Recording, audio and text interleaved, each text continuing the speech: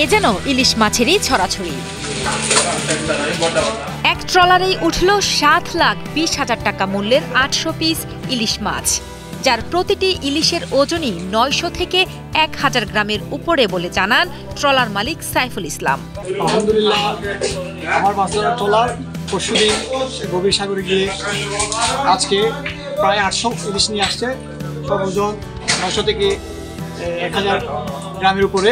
13 মে সকালে টেকনাফের শাহপুরী দ্বীপ মিখরিপাড়া এলাকার সাইফুল ইসলামের মালিকানাধীন ট্রলারে ধরা পড়েছে এসব ইলিশ মাছগুলো। গত 3 দিন আগে 11 জন মাঝি মাল্লা ট্রলারটি নিয়ে বঙ্গোপসাগরে মাছ শিকার করতে যায়।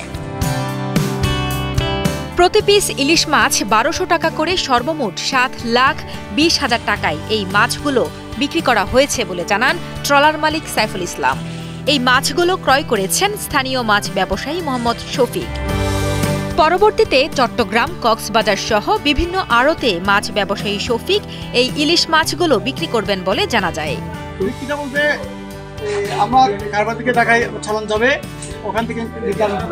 তবে 20 মে থেকে ইলিশ মাছ ধরা বন্ধের জারি করেছে সরকার, ফলে ইতিমধ্যেই জেলেদের মাঝে দেখা দিয়েছে হাহাকার।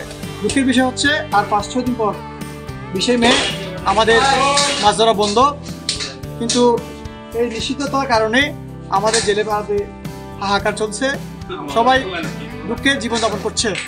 আমাদের ইলিশের সিজনের মধ্যে যে বন্ধতা নিষেধাজ্ঞাটা আমাদের দিয়েছে, সেটা আমাদের জেলেদের জন্য খুবই দুঃখজনক। আমি আশা করবো সরকারের কাছে, আমি প্রত্যাশা করি আপনারা আমাদের দিকগুলো বিবেচনা করবেন, আমাদের ইলিশের সিজনে যেন আমরা মাছ ধরা ট্রলারগুলো সাগরে যেতে পারি।